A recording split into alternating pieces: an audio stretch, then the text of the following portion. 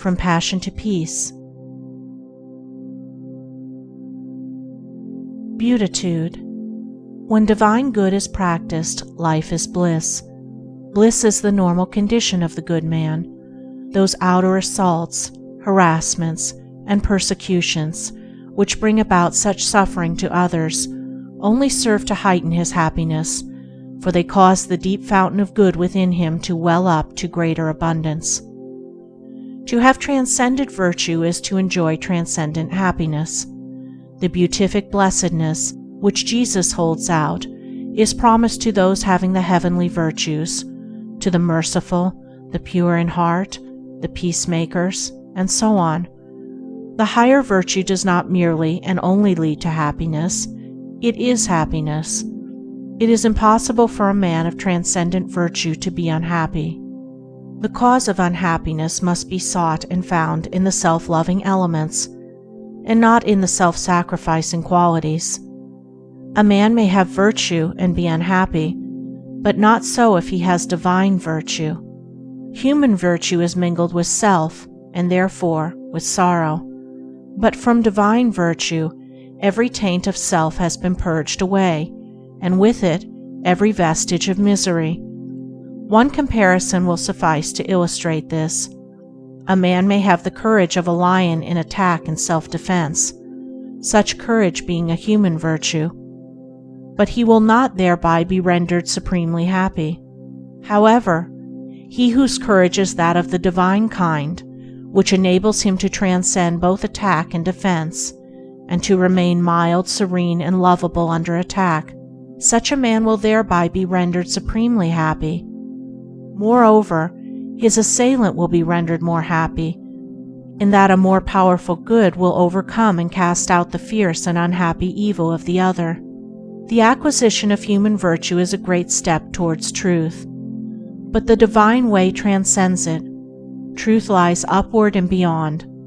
Doing good in order to gain a personal heaven or personal immortality is human virtue, but it is not unmixed with self, and not emancipated from sorrow. In the transcendent virtues all is good, and good is all, and there is no personal or ulterior aim. Human virtue is imperfect, it is mixed with the baser, selfish elements, and needs to be transmuted.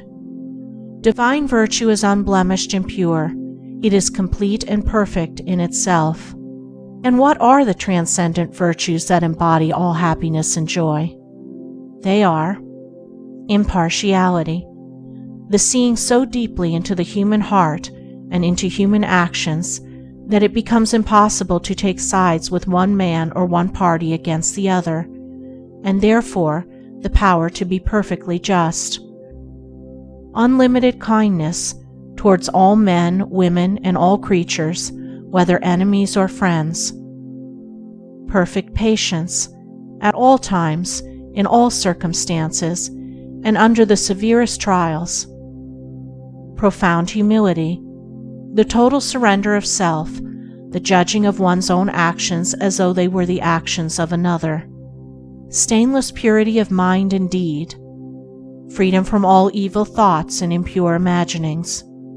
Unbroken calmness of mind, even in the midst of outward strife, or surrounded by the turmoil of many hardships and difficulties. Abiding goodness, of heart, impervious to evil, returning good for evil. Compassion, deep pity for all creatures and beings in their sufferings, shielding the weak and helpless, and protecting, out of pity, even one's enemies from injury and slander. Abounding love, towards all living things, rejoicing with the happy and successful, and sympathizing with the sorrowing and defeated.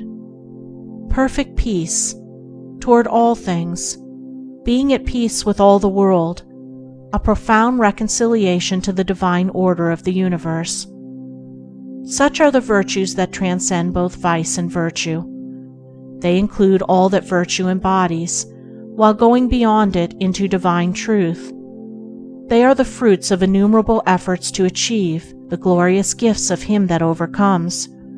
They constitute the 10-jeweled crown prepared for the calm brow of him who has conquered himself. With these majestic virtues is the mind of the sage adorned.